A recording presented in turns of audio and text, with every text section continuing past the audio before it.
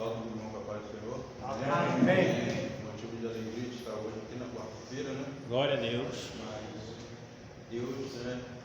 Ele tem suprido as nossas necessidades, né?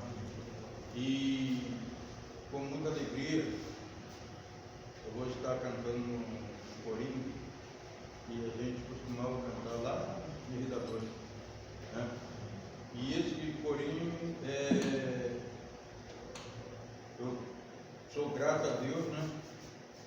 Quando eu tinha 8 anos que eu aceitei Jesus, entendeu? Essa é a nossa alegria, né? E nós aceitamos a Jesus pela honra e glória, estamos até hoje, né? Aleluia. E não vamos sair desse caminho, né? Não só nós vamos cantar, mas a igreja canta junto.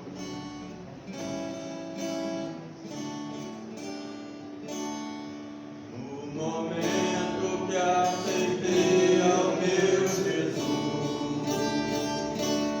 minha vida logo se modificou. Encontrei a paz, encontrei o amor, e hoje já não tenho mais amor. Aprendi a amar o próximo também, perdoar aquele que me ofendeu. Deus ama você e eu amo também, por isso é que eu estou sempre a cantar, estará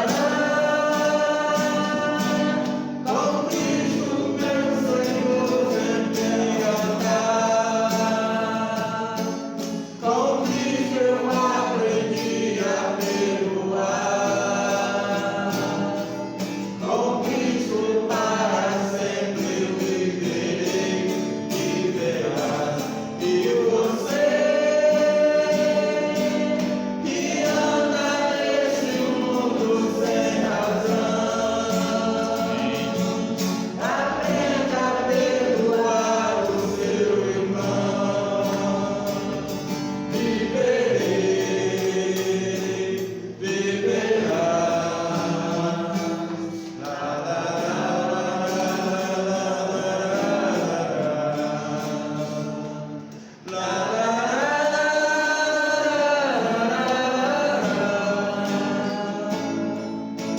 Deus ama você e eu amo também, por isso é que eu estou sempre a cantar, estará com Cristo meu Senhor sempre andar. Com Cristo eu aprendi a perdoar.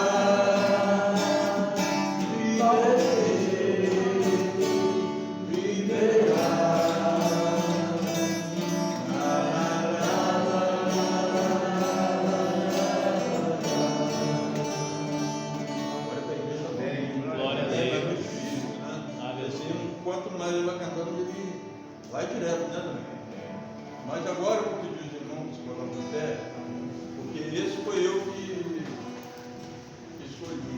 Agora escolheu o outro, então. Glória a Deus. Não, vou socar. Então vamos cantar bem animados, celebrar com júbilo ao Senhor, né?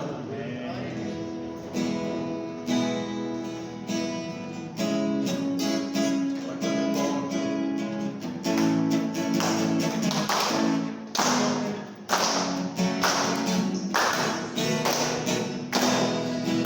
Com júbilo ao Senhor, todos moradores da terra, servir ao Senhor com alegria, apresentar-nos a Ele com cântico.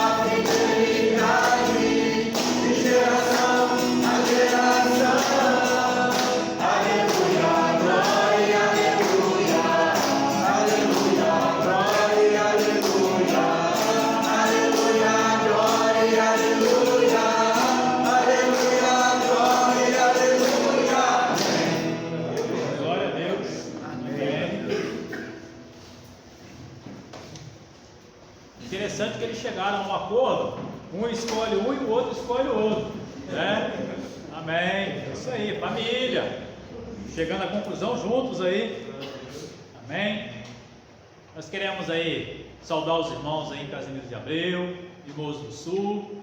Nós queremos agora estar iniciando o nosso estudo.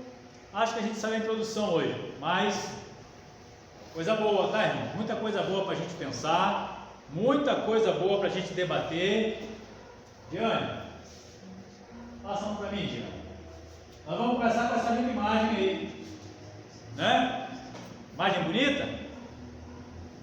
Uma imagem que expressa algo muito importante dentro da questão familiar, que é a união do esposo com a sua esposa e os filhos que Deus envia para cada família, estando debaixo da proteção do pai, da mãe, com a mesma visão, com o mesmo propósito de educar os seus filhos nos caminhos eternos do nosso Senhor e Salvador Jesus Cristo. A família, irmãos, ela tem sido alvo de muitas investidas, e não é novidade para nós acerca disso. Porque nós sabemos que o inimigo dessas almas, ele sabe que se ele conseguir desestruturar a família, se ele conseguir neutralizar, ferir um membro de uma família, ele vai conseguir de uma certa forma atingir e fragilizar aquela família como um todo. Por isso, a gente sempre vai ressaltar a necessidade da vigilância no que diz respeito à família como um todo. A necessidade de estarem juntos, buscando o mesmo propósito, buscando a mesma direção, mesmo tendo pensamentos que às vezes são divergentes, né? Dentro de um seio familiar, às vezes a esposa, ela pensa de um jeito, em determinado assunto, o esposo pensa de uma outra forma, mas ambos devem chegar a um consenso para que as coisas caminhem em plena harmonia. Joia? Nós vamos caminhando. Eu peço aos irmãos que forem participar, levanta a mão, e se você for falar, tira a máscara um pouquinho e tenta falar um pouquinho mais alto, para que os nossos irmãos também possam ouvir, o nosso irmão Diácono Alcântara também possa estar ouvindo aquilo que a gente vai estar interagindo aqui, tá bom? Amém? Mais um dia, por gentileza. Não é João, não? Hã? Alcântara? Está aqui, ó, na sala virtual. Sala virtual. Irmãos, família, um projeto de família é um projeto de Deus. Primeira instituição criada por Deus, qual foi? Família. Nós vamos ver isso daqui a pouco e vamos tirar algumas dúvidas acerca disso. Mais uma, Diana, por favor. Vamos ler esse texto, Gênesis capítulo 2, 20 ao 24.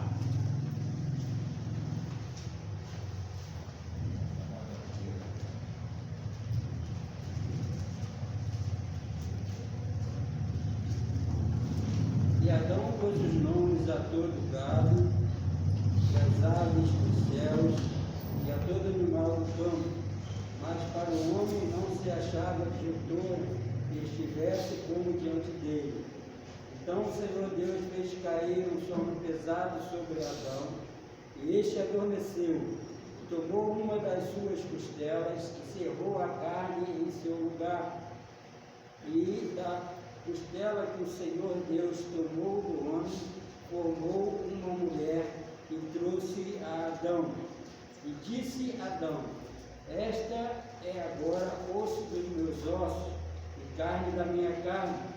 Esta será chamada varoa, porquanto do varão foi tomado.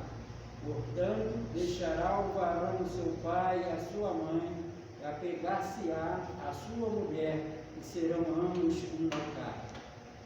Glória a Deus. Irmãos, esse texto é um texto conhecido, mas o texto que vai trazer para nós a ideia de que quando Deus ele criou todas as coisas, após ter criado os animais e ter criado o homem, Deus olhou para o homem e viu que não era bom que o homem estivesse sozinho. O homem, irmãos, ele não foi criado para viver sozinho. O homem, a mulher, a não ser que ele tenha o dom dado por Deus para isso. Nós vamos compreender isso um pouquinho lá na frente também. Mas numa questão natural, o ciclo natural da vida é para que então o homem ele se una a uma mulher, algo divino, algo de Deus, para que os dois então formem uma família. A gente ressalta aqui a questão de que existe um dom que é chamado de dom de celibato, que é o dom de uma pessoa que ela recebe o propósito de Deus. Aí é questão de ministério, é questão de compreensão dela com Deus, de que ela deseja viver para Cristo, para Deus, não querendo então se dar a casamento. Tudo bem? Mas estamos aqui pensando na constituição da família propriamente dita, onde o texto vai nos falar que Deus olhou para Adão e olhou e viu que não era bom que Adão estivesse só. Deus olhou para mim e viu que não era bom que eu estivesse só e me deu a minha maravilhosa esposa chamada Flávia. Deus olhou para cada um de vocês que são casados, que Deus deu a outra metade, e olhou para a irmã Sueli e falou: irmã Sueli, não é bom que a irmã esteja só, eu vou lhe dar Nelson, eu vou lhe dar Sueli, para que vocês sejam uma só carne. E tem tempo, hein, pastor? E faz tempo? 12 anos e 15 anos. Ô, glória! Ela tinha 12, o irmão tinha 15? Amém. Deus seja louvado. Pastor, é bem interessante. Foi semana passada, um colega estava conversando com ele, aí perguntou: Juninho, como é que você está? A sua situação? Eu falei: estou bem, estou andando. Não, quero saber o seguinte: já casou? Eu falei: não, estamos aí na espera, a pandemia não está ajudando em nada em relação a isso. Né? Aí, então, mas tem que pedir a Deus, para que Deus dê uma pessoa para você. Aí, na hora assim, eu falei, não, aí o mapa vai botar a questão aqui. Eu falei: ô colega, mas pensa comigo. Adão não pediu Eva. Deus que viu que Adão não podia ficar sozinho, deu Eva. E outra coisa, Deus visitava todos os dias, e continuou visitando depois que deu Eva. Então, eu acho que não tem que ser eu que tem que pedir. Ele, no momento certo, ele vai dar. Eu tenho que estar, na verdade, pedir para ele, para que ele abra meus olhos para poder enxergar o que ele quer para mim. Que bem que isso aí. Aí eu dou assim: ô, cara, tá difícil contigo. Eu falei: não. Aí fica difícil para te ajudar. Eu falei: não, mas a forma que eu peço. Eu gostei da observação dele. Aí você falando, ressuscitou essa temática. É interessante aqui. Não foi Adão que pediu. Foi Deus. Deus olhou e viu que não era bom que ele estivesse sozinho. Mas não foi porque Deus era ausente. Deus visitava Sim. ele e continuou visitando Sim. quando estavam os dois. Sim. A sua colocação, Cláudio, na verdade, ela é extremamente coerente. Porque, irmãos, na realidade, por exemplo, quando Deus ele me deu a minha querida esposa, eu, sinceramente, o irmão tinha 15, eu tinha 16, mas tudo bem. Ela tinha 13, era um ano só a mais no caso, né? Eu não estava assim efetivamente procurando, mas Deus, enviou, Deus mandou, e as coisas foram acontecendo segundo a vontade de Deus. Não foi assim por uma busca, uma procura, e na maioria dos casos é desse jeito, não é por uma busca da pessoa, não é. Aí a gente, faz aqui uma brincadeira. Às vezes isso é uma busca, pela pessoa. Às vezes quando a pessoa, digamos assim, ela já está com aquela expressão popular. Você sabe qual é a expressão popular? E quando a idade, o tempo vai passando, a pessoa vai dizendo assim, a cobrança da sociedade, que diz assim: está ficando encalhado, hein? Na verdade, acho que foi mais ou menos isso que quiseram colocar para o irmão. Pronto, você está encalhado e já desencalhou? Mais ou menos assim, né?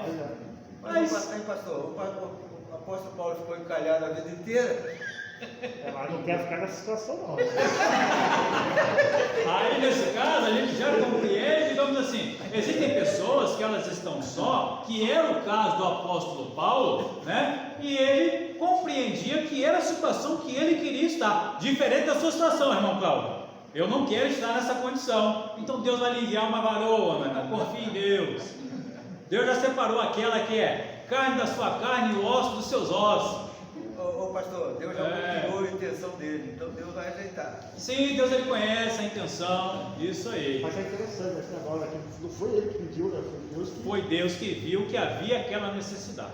De repente, se Deus olhasse para Adão, né? Logicamente que em Adão, né, a gente vê uma questão específica, porque foi através de Adão e Eva que Deus iniciou a primeira família, constituiu a primeira família e iniciou-se então a raça humana, né? Mas no caso do apóstolo Paulo, por exemplo, e outros exemplos de tantas pessoas que são chamadas por Deus, de que não sentiram de Deus o desejo de contrair uma família, de constituir uma família, e quiseram viver para o Senhor. E o apóstolo Paulo vai falar sobre isso, ele vai especificar sobre isso, né?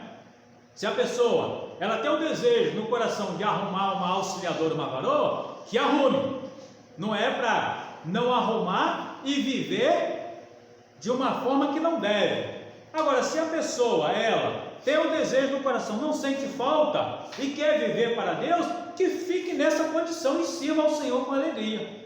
É isso que ele vai colocar. Então a gente tem que ser bem resolvido, tá bom? E nós fomos bem resolvidos, aqueles que Deus deu, né? Pastor, a palavra dele aí, eu fico pensando, porque hoje está um perigo tremendo. Você entra em certa igreja aí, a pessoa olha para a cara da gente assim e diz que lá já dá uma valor para a pessoa.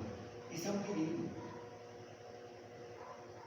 É um perigo, né, meu? Induz, né? Já até falaram isso comigo. Aqui, Oh, meu Deus. Já querem casar o diácono João também, ó. Já até falaram isso comigo, assim, direto, assim. Você se cuida, tá?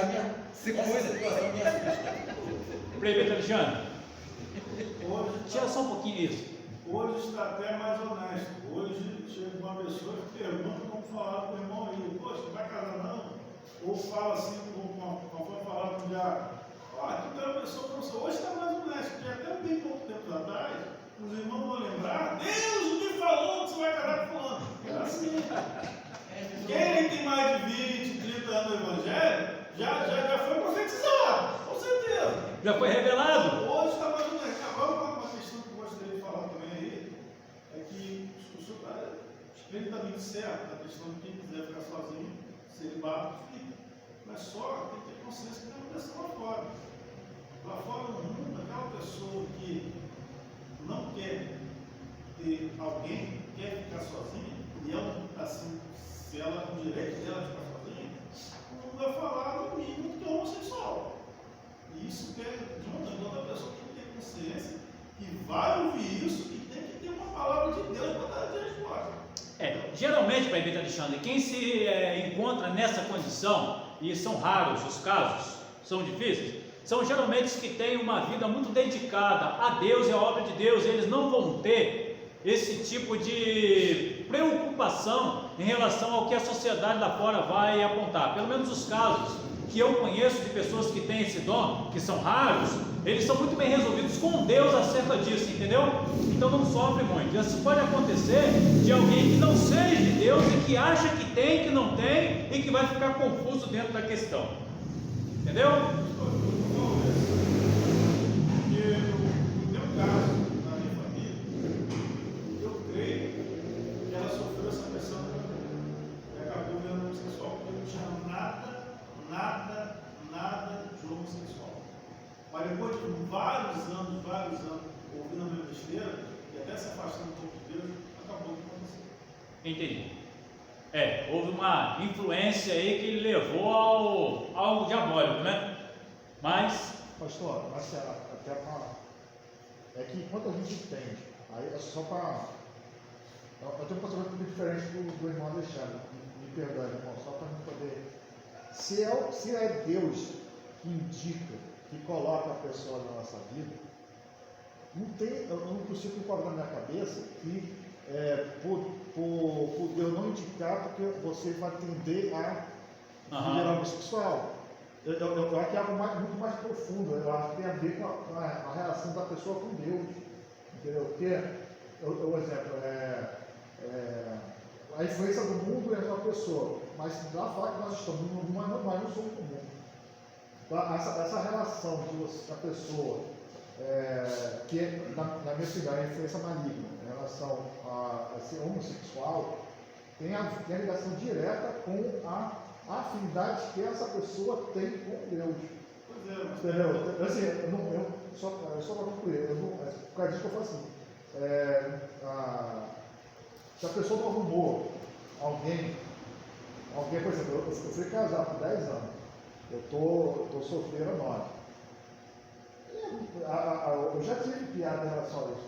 Só que para mim, eu não me estresso, por quê? Porque eu sei que eu estar com alguém vai ter tendência de Deus colocar alguém para mim aqui na minha frente e abrir meus olhos, porque tem GH, tem que Deus dá o presente, e a gente não tem GH aquele presente. Perfeito. Mas eu me tornar um homossexual, coisa, aí é uma questão da afinidade minha com Deus. Porque isso aí é coisa maligna. Entendeu? Não sei se foi claro, não tem. Irmão, graças a Deus, até você teve uma base familiar evangélica, não é isso? Esse meu parente teve uma base familiar espírita. Então a pessoa esteve na igreja por mais de 10 anos, mas aquela base familiar espírita que aceita esse tipo de coisa, aí uma falha que o cara tem, de repente uma decepção, acaba atendendo. E a gente sabe que existe maligno, existe um montão de coisa, agora eles não existem. Na verdade, a gente bate no ponto inicial. Na verdade, digamos assim, não tinha uma base, uma estrutura, né? Não era uma pessoa, digamos assim, bem resolvida dentro da questão e acabou sendo levada por uma questão de confusão que levou a isso. Onde, na verdade, eu repito, quem na verdade está bem resolvido e tem uma base com Deus, na verdade não vai passar por esse tipo de problema. É o que o Cláudio está colocando aqui. Sobre o presbítero Alexandre falou, ele fala assim, aí tem uma varoa para você, as pessoas sempre falam, né?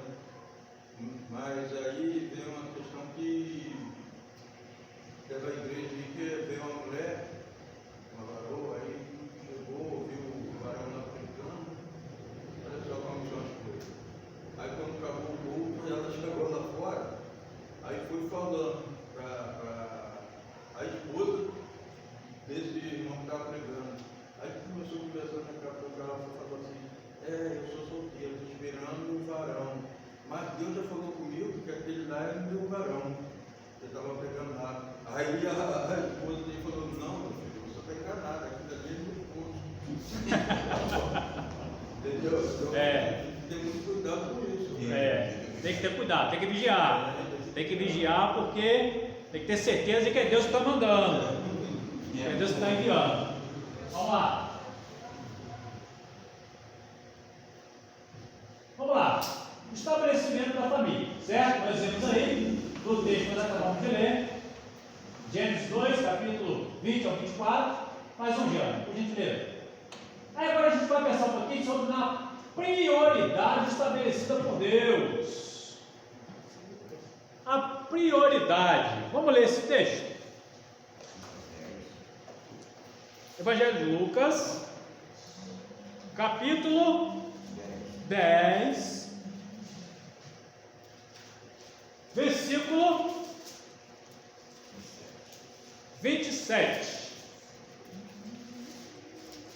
E ele respondeu: ame o Senhor, o seu Deus, de todo o seu coração, de toda a sua alma, de todas as suas forças e de todo o seu entendimento.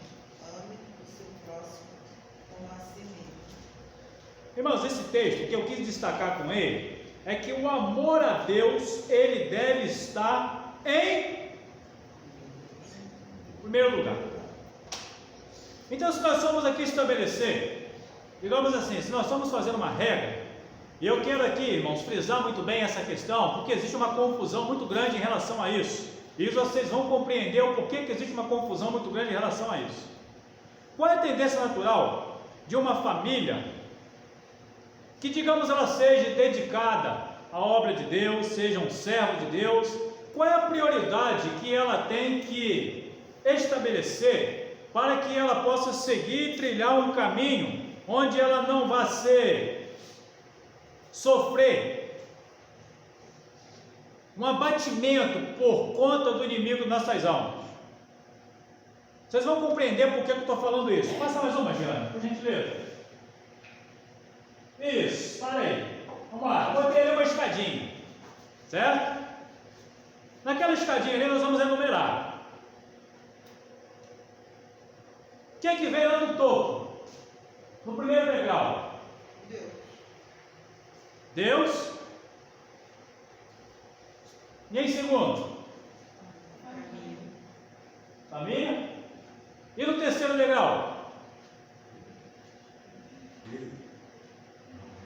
Trabalho. Vamos lá. Deixa eu colocar aqui quais são os três, né? Deus, família e igreja. Melhorou agora, né? Vamos lá. Deus, família e igreja. Deixa eu mudar a ordem. Igreja, família e Deus. Família, igreja e Deus. Eu quero que vocês coloquem esses três elementos naquele degrau. Vamos lá, primeiro degrau, quem vem? Deus. Primeiro degrau vem Deus. Alguém pensa diferente disso? Segundo, família. Não seria igreja? Igreja vem no? Vocês estão certos disso? Glória a Deus por isso. Família, Deus, igreja. Aí, Jane, mais um. Deus, família e igreja. Perdeu a ordem dos fatores ali, porque eu sabia que Deus já estava lá em cima. Irmãos, quando nós não estabelecemos essa ordem hierárquica, a gente tem uma forte tendência a arrumar sérios problemas familiares. Uma coisa que a gente não quer, uma coisa que a gente não precisa, uma coisa que a gente tem que buscar é resolver os problemas no âmbito familiar. A gente está aqui estudando acerca disso e queremos clarear bastante coisa acerca disso, certo, irmã Lucimar? Ah lá, amém, isso aí. Aí estão perguntando, cadê a irmã Lucimar? Irmã Lucimar está na sala virtual também, gente. Então nós precisamos estabelecer isso muito bem para que a gente não tenha conflito e não tenha problema. E eu vou explicar aos irmãos o porquê disso. Quem levantou a mão primeiro? Ih, bastante gente. Presbítero Nelson, primeiro.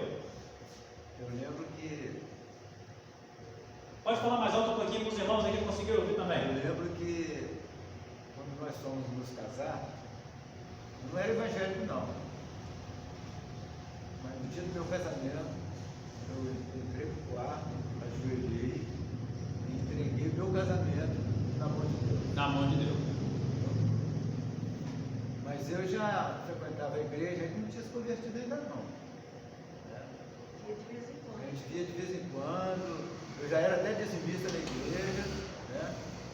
Mas aí no dia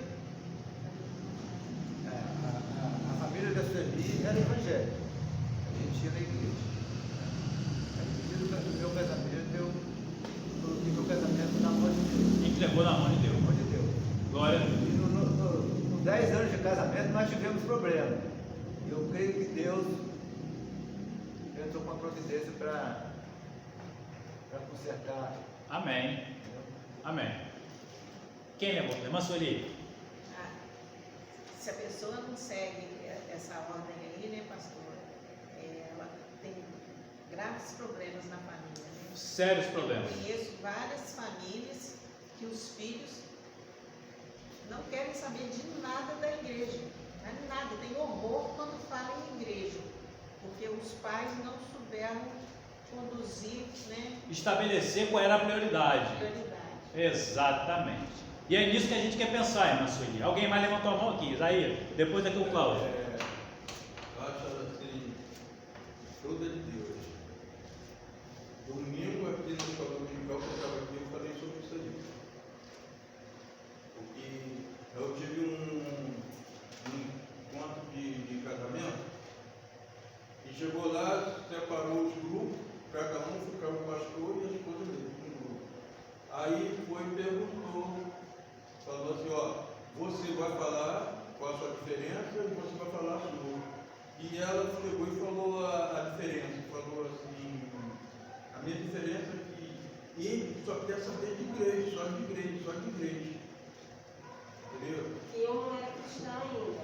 entendi. Ele era. Ele era. Aí ele só vivia para a igreja. E em casa ele não, sabe assim, ele chegava em casa, tomava banho, igreja. Aí chegava tarde da noite, porque ele acabava muito tarde, e era lá no palmital, ele pegava a bicicletinha e se mandava. E eu ficava em casa com as crianças sozinha. Então. Tinha um conflito relacionado a isso. Aí, quando acabou, o pastor pegou, falou com a gente assim: olha só, primeiramente, quem está na cabeça é Deus. Em segundo, é a família. E em terceiro, é a igreja. Porque se você não cuidar da sua família, e como que vai para a igreja? Falou assim comigo. E ainda falou assim: se você, não vou dizer que você vai viver dentro da igreja, mas você pode tirar um dia de domingo, você vai passar com as suas coisas, para que a igreja vai bem. Aí o irmão aprendeu. Aprendi a lição. Na verdade, muitas pessoas ainda precisam aprender isso, porque ainda não aprenderam.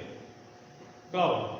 Até complementar o que ele falou, que a minha situação foi um pouquinho diferente. Eu era evangélico, e a minha mulher na época, não era. Só que no caso, ele conseguiu trazer a esposa. Eu, o contrário, na verdade eu me afastei. Aí foi com 10 anos, cara. E um dos motivos da separação foi porque com o tempo eu fui entender que as coisas que estavam acontecendo nas nossas vidas era porque eu escolhi opções erradas, né? E acabava afetando não somente a Deus e também a própria igreja, porque eu era uma pessoa atuante da igreja, né? Aí quando a gente se separou e tal, que não fosse uma separação, foi uma questão tranquila, porque a gente se dava bem na verdade, né? Mas ela tinha que fazer suas escolhas e aí a gente se separou. E eu comparando com meus pais já foram o contrário, né? Eu fui criado no lar cristão e hoje, por exemplo, as pessoas olham para eu e para minha irmã, né, e olham assim: poxa, vocês são tão atores na igreja, no ministério. Aí eu olho assim: não, mas eles tiveram um berço. Mas na verdade é a questão aí vem a questão da importância nossa de criar esse berço para os nossos filhos. Sim. E avaliar muito bem aquela questão que eu falei aqui, né? Que será que Deus realmente indicou fulano para você? Será que Deus está indicando fulano e você não está enxergando? Porque você vai colocar vários critérios para a questão de escolha. Perfeito, perfeito. Irmãos, a gente quer aqui pensar dentro dessa questão dessa prioridade estabelecida por Deus, né? E a gente citou como base esse texto aí, onde Deus ele deve estar acima de todas as coisas, mas existe uma confusão muito grande no que diz respeito ali à igreja e Deus, né? Vamos diferenciar um pouquinho? O que significa primeiro o meu relacionamento com Deus e o meu relacionamento com a igreja? São coisas diferentes, parecem ser semelhantes, mas não são. Existe muitas vezes imposto muitas vezes para as pessoas de que é demonstrado o relacionamento dela com Deus se ela é uma pessoa extremamente atuante dentro da igreja.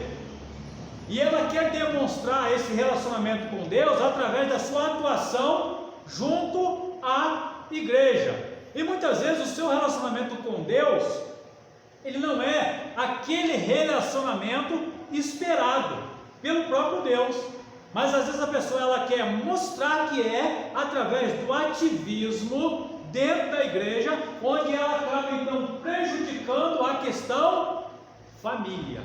Uma coisa está interligada à outra, então a gente precisa saber separar. Eu preciso saber dividir. Primeiro, meu relacionamento com Deus. O meu relacionamento com Deus, ele deve ser imparcial, independente da questão da igreja. Se eu tenho um relacionamento bem resolvido com Deus, se eu compreendo que eu tenho que amar a Deus sobre todas as coisas, se eu compreendo que Deus ele é o autor e dá a direção para todas as coisas, o fato do meu envolvimento junto à obra de Deus, junto à atividade da igreja, vai ser uma consequência. Preste atenção. O envolvimento com a igreja é uma consequência daquilo que eu compreendo que Jesus fez por mim, que Deus fez por mim. Desse modo, quando eu compreendo, a gente compreende e age dessa forma, a gente vai saber então distinguir e colocar as questões de modo que não venha a trazer um prejuízo sobre a família. Porque quando isso não fica muito bem compreendido na nossa mente, a gente sempre vai colocar naquela questão, e é onde muita família tem problema hoje, irmãos.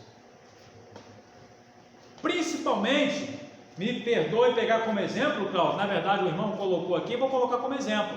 Numa situação, que era o caso também do Isaías da Seema, quando o esposo, ele é cristão, e o outro não é. Quando um é e o outro não é. Aí se torna ainda mais complicado a se buscar o que? Esse equilíbrio. Porém, a igreja, ela jamais vai poder sobressair a família, mesmo que seja numa condição de ser um cristão ou outro não. Mas o amor a Deus, ele fica prejudicado em relação a isso? Não pode ser prejudicado. Às vezes a pessoa, numa condição dessa, às vezes a sua atividade junto à igreja, ela não vai ser tão efetiva. Por quê? Porque ele tem uma esposa ou tem um esposo de que não compreende isso. E se ele insistir com essa questão, o que vai acontecer com a família? Ela vai se desfazer. Estão compreendendo, irmãos? Está claro? Vai se desfazer. O relacionamento dela com Deus, legal, mas ela compreende, por maturidade, ela vai compreender, maturidade cristã, ela vai compreender, meu relacionamento com Deus está 100%, mas eu não posso me doar tanto ao trabalho, ao evangelismo, à questão do ministério, porque eu tenho uma família que eu preciso caminhar junto com ela, ela tem que estar junto comigo, eu não posso correr, eu tenho condição de correr, mas eu não posso correr. Por que eu não posso correr? Porque a minha esposa e os meus filhos não vão acompanhar. O que eu tenho que fazer então? Vamos lá, vamos devagarzinho. Ainda que eu saiba que eu posso correr, ainda que eu saiba que eu posso exercer o ministério muito mais efetivo, mas o que eu vou fazer? Pelo bem da minha família, eu vou devagar. Claro isso? Agora, quando a pessoa não faz isso, o que vai acontecer? Vai acontecer que vai dar problema. E eu vou dizer isso, irmãos, a gente está colocando como exemplo aqui de um esposo e uma esposa que um é cristão e o outro não é cristão, mas acontece muito também dentro da família que é evangélica. Toda a família, marido, esposa e filhos. Muitas vezes o ativismo ele é tão grande, que a família ela fica de lado. E vou dizer, às vezes até Deus fica de lado em função do ativismo, porque a pessoa que trabalha muito dentro da igreja não quer dizer que ela está com um relacionamento com Deus como deveria. Está entendendo? Repita, Alexandre. Por causa de pressões, pelo fato de ser líder antes de ser um oficial, no dia que eu fui convidado a ser oficial, eu pedi alguns dias ao pastor e eu e a minha família e trouxe ela um dia para dar a resposta junto. Eu não quis dar a resposta sozinho, quis dar essa resposta junto. E na verdade, antes de ser oficial, a gente já sentiu uma pressão assim, da igreja querer sempre mais de você. Porque, na verdade é isso.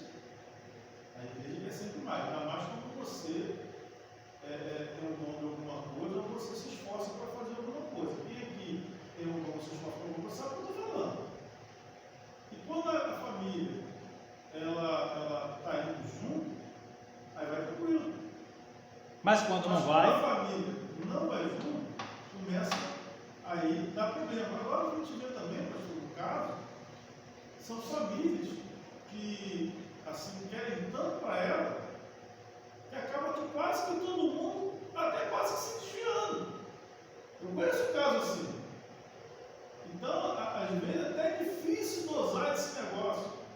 Não é fácil. Não é fácil, não. É uma luta que puxa para um lado, puxa para o outro, puxa para um lado, puxa para o outro. Às vezes a gente se sente na obrigação de fazer a obra de Deus, sabe que Deus separou a gente para fazer aquilo, mas às vezes tem dificuldade de fazer, porque também surgem essas questões familiares. E muitas das vezes, poxa, não dá tempo para a família. Às vezes tem sexta, sábado, domingo, ou sexta, sábado, para ir num determinado lugar, ou fazer determinada coisa. Tem que ser no dia da escola dominical. Você tem um sábado para ir na praia, tem que ser no dia da escola dominical. Você tem um sábado à noite para ir numa pizzaria, tem que ser no domingo. Então, na verdade, puxa para os dois lados. Agora, a gente precisa de Deus para poder controlar tudo isso. Tem que buscar equilíbrio.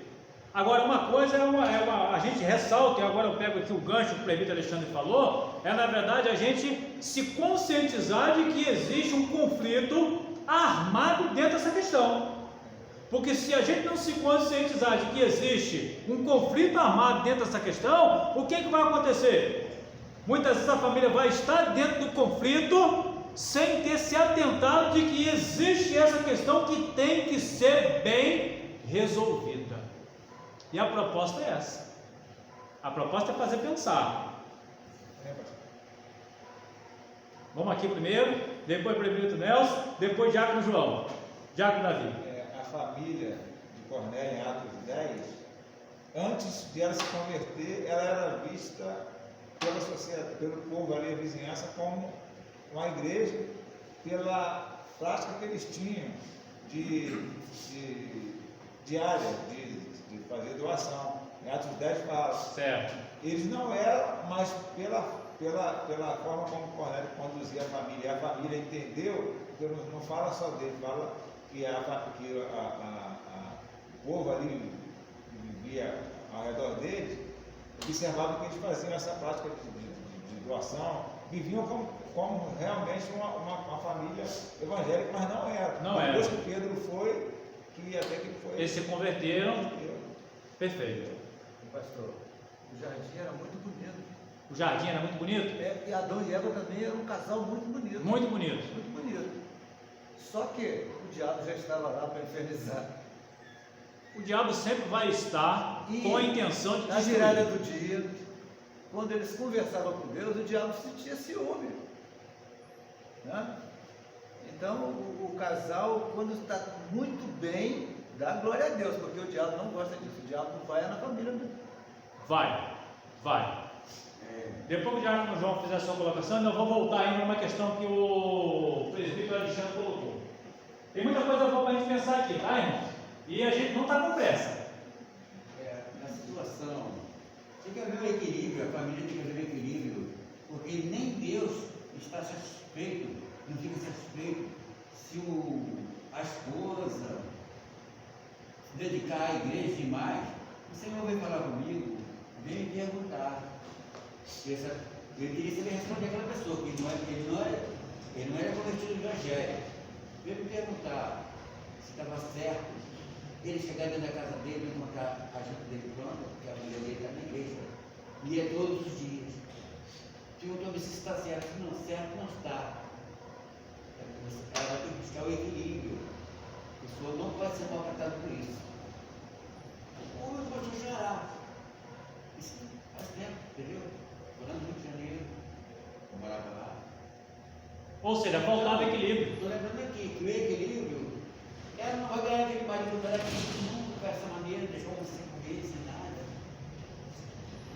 Não estava havendo equilíbrio. Se não houver equilíbrio, vai haver problema. Esse estudo é muito importante. Se esse estudo fosse todas as igrejas no Brasil, em toda a área, porque existe inimigo que trabalha. Fica você na igreja bastante e daqui a pouco você se separa. São muitos conflitos, irmão, no sentido do âmbito de igreja, do âmbito familiar, por não observar esses critérios. Eu vou voltar aqui, pegando um gancho que o presbítero Alexandre colocou, voltando para a questão de pessoas que exercem, às vezes, funções de liderança, funções, às vezes, que requer muito da pessoa, e existe, sim, uma cobrança, muitas vezes, por parte da igreja, para que aquele líder, ele sempre dê o seu melhor, sempre esteja disponível, pronto, apto a atender toda e qualquer demanda da igreja.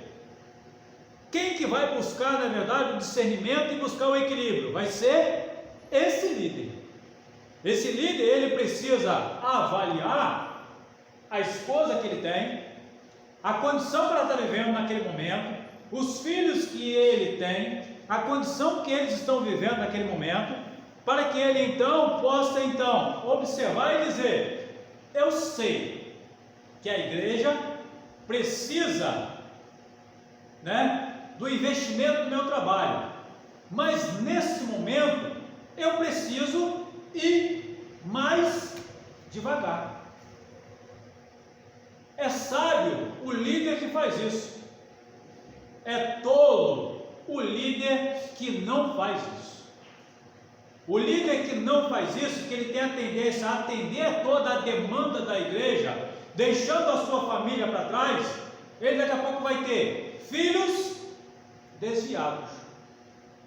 E não são poucos que a gente vê nessa condição. Não são.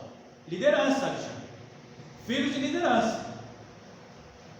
Eu concordo plenamente com o pastor, mas naquele primeiro degrau ali, eu não colocaria só Deus, porque a gente não bota Deus assim, parece que a gente está falando dos dois pais lá longe, a gente não está vendo.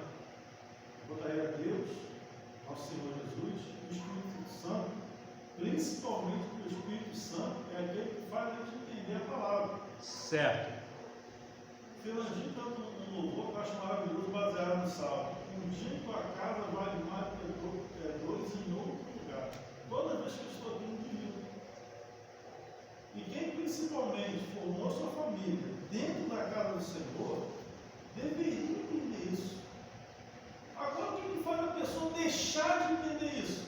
Quando o rapaz, a irmã Sui hoje postou um negócio bacana lá, o diabo falando que ele conhecia a palavra, mas não queria que o Espírito Santo fizesse que a pessoa entendesse que era a palavra. E às vezes não acontece com a gente. A gente conhece a palavra, como o diabo conhece a palavra, mas não deixa o Espírito Santo trabalhar no nosso coração. E quando a gente começa a conhecer a palavra, mas não deixa o Espírito Santo estar relembrando a gente começa a achar as coisas de Deus ruins. Então, quando a gente chama a responsabilidade do Espírito Santo de Deus, faz com que a gente tenha que entender o que está na palavra. Aí, quando a pessoa não dá essa vazão do Espírito Santo de Deus, começa a achar que a igreja, o culto não é mais bom, a oração não é boa, a escola não é mais legal, todo mundo já é pecador, todo mundo já é errado. Quer dizer, somos, mas a visão deveria ser outra. Então, por um lado, a gente realmente tem que ter essa sabedoria, principalmente como líder, de ir até um certo ponto. Por outro lado, a gente tem que ver também, mas eu estou vendo um capo de família trazendo parentes para trás. Parentes para trás. Eu estou falando de uma coisa de várias famílias. Trazendo para trás? Não entendi. Tirando a igreja, tirando a pessoa. Tá, entendi. Pois é.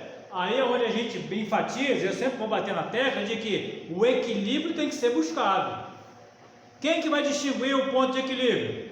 Nós devemos estar atentos em todo o tempo para que a gente busque esse ponto de equilíbrio. É fácil achar isso? Não é. Mas que a gente tem que estar ligado, a gente não pode negligenciar. E sabedoria a Deus. O que acontece muitas vezes é as pessoas negligenciarem. São negligentes nesse sentido. Aí depois, quando a coisa, digamos assim, o trem descarrilha, como diz o ditado, aí não adianta. Está entendendo? Eu vou deixar você falar. Deixa aqui para o presbítero Ney, ele levantou a mão. Já deixa depois a irmã Sueli.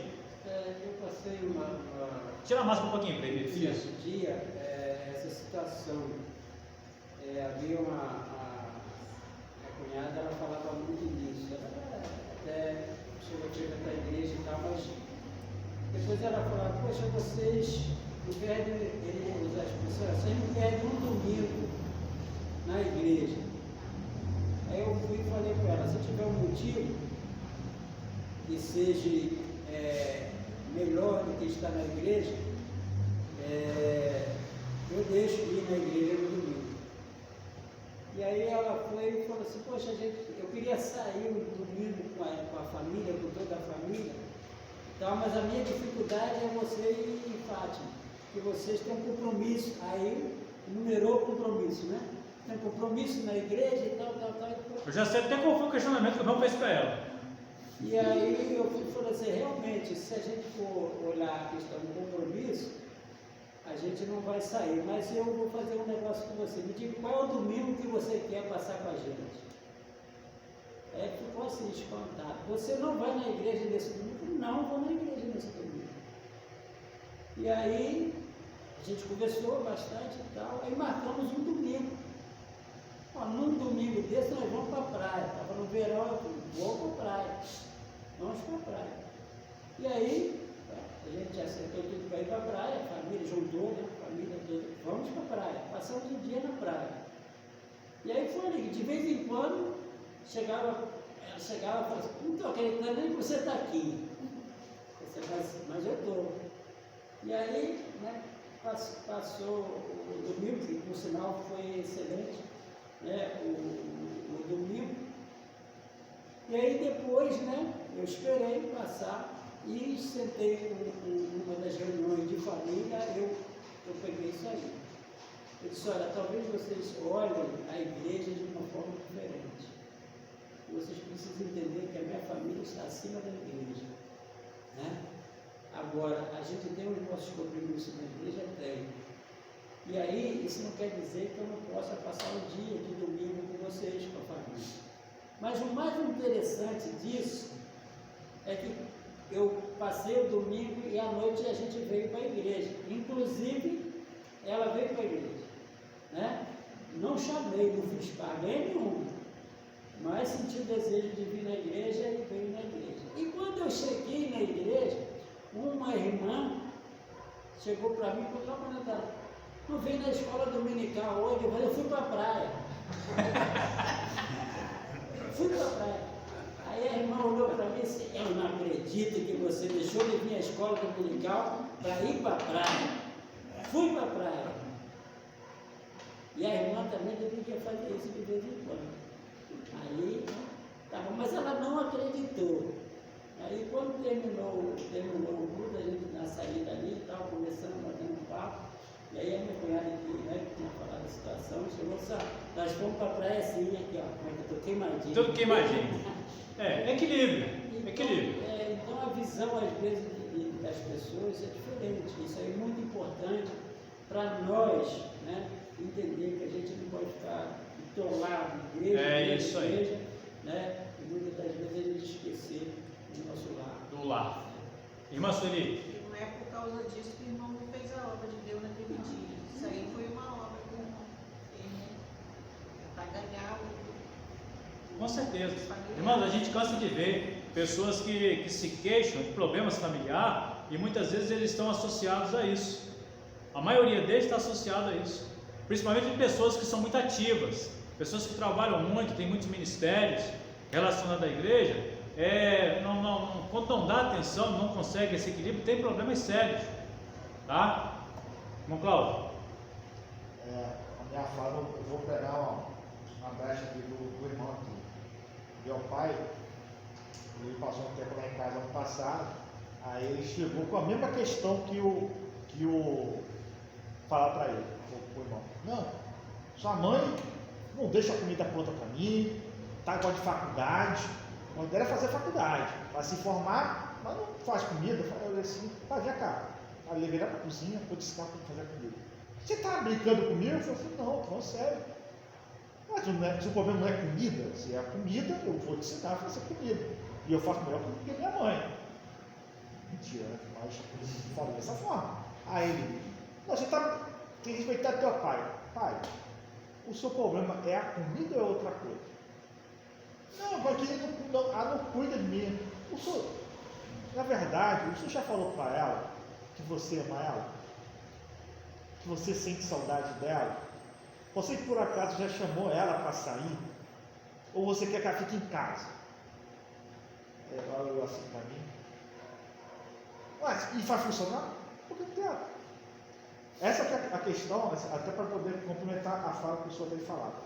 A gente muitas vezes, até porque a sociedade impõe muito ao homem que a questão não é ser líder, mas se confunde a liderança com ditadura. Isso, essa que é a palavra. É um ditador. Isso, mas na verdade não, você muitas vezes você tem que reconhecer que você é incapaz de resolver, tem que reconhecer o problema, e muitas vezes você é incapaz de resolver sozinho aquele problema. Você tem que chamar a igreja, o presbítero, alguém que você tem, tanto você como a sua esposa tem familiaridade, intimidade, para poder ajudar também para resolver o problema. Porque nem todos os problemas você consegue resolver só os dois. Ele tem que chamar um terceiro. Sim, a orientação é sempre bem-vinda. Sim, aí tem esse movimento, a congregação não tem esse movimento de chamar encontros de casais. Você vê muito isso. Irmãos que muitas vezes estão com problema há muito tempo, aí não participam de encontros de casais, por quê? Porque o homem, principalmente o homem, não reconhece que precisa de ajuda. Aí daqui a pouco o negócio está complicado. Aí vem uma pessoa mais participa de encontros de casais. Então a pessoa fica preocupada, um pouquinho, o encontro de casais são 4 dias, 5 dias. Não, porque nós, homens, temos dificuldade enorme de reconhecer que nem tudo nós conseguimos resolver. Então, nesses dias também é para quebrar essa resistência, para poder conseguir se abrir. Então, assim, a gente tem que entender, pedir a Deus, para Deus abrir nossos olhos, para identificar o problema, e também pedir a Deus para nos dar sabedoria, para entender muitas vezes que nem tudo nós conseguimos resolver, e precisa também de ajuda. E a igreja tem que estar preparada para isso também. E ajuda às vezes está ao alcance, mas às vezes o machismo, às vezes a falta de querer, digamos assim, dar o braço a torcer, impede de ser ajudado. Porque às vezes as ferramentas e os recursos estão ao alcance da pessoa. No que diz respeito à questão de relacionamento conjugal, no que diz respeito à questão, às vezes, de relacionamento com filhos, isso tudo. Muito bom. Amém, povo? Irmãos, o relógio foi embora, eu nem vi. Confesso a vocês. Mas o que acontece? Por hoje, nós queremos parar por aqui. A gente está só no começo. Tem muita coisa boa para a gente pensar. O que o irmão Cláudio colocou aqui agora, a gente vai abordar lá na frente, que é a questão do companheirismo, não da ditadura, onde o homem está dentro do lar numa posição onde ele acha que, mulher, cadê a comida? Mulher, cadê a roupa lavada? Mulher, cadê a roupa passada? Não é assim. Deus não estabeleceu assim. Quando Deus criou, a mulher da costela de Adão, é para que a mulher então tivesse, simbolizando que a mulher tivesse lado a lado, um auxiliando o outro. É uma adjuntora, uma auxiliadora que está lado a lado com ele. Ele não está numa posição de superioridade ou de inferioridade. Isso aí tem que ficar muito bem resolvido, compreendido e estabelecido. Joia? Vamos ficar por aqui. Que Deus possa nos abençoar. Semana que vem a gente continua, pensando aí em mais alguns temas dentro do tema, subtemas dentro do tema, que tem muita coisa boa para a gente pensar. Deus abençoe nossos irmãos aí em Casimiro, Mimoso do Sul. Deus abençoe o casal Alcântara, Lucimar. Deus abençoe, tá bom? Em nome de Jesus. E a gente vai estar orando. Vamos ficar de pé. Vamos orar. Vamos agradecer por esse estudo, por esse momento. Sim, amém. Senhor, muito obrigado por esse momento de estudo da Tua Palavra, onde estamos, ó Deus, com esse tema tão lindo que é o tema família, onde hoje, ó Deus, podemos aprender um pouquinho daquilo que o Senhor tem proposto para nós por esses dias. Nos ensina, nos faça compreender, ó Deus, o Teu ensino, que é rico, que é vivo, que é eficaz para nós.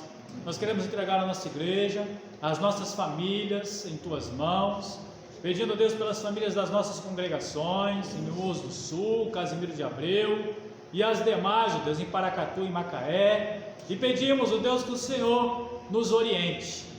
Agradecemos por essa oportunidade, em nome de Jesus. Amém e graças a Deus. Os irmãos podem se sentar.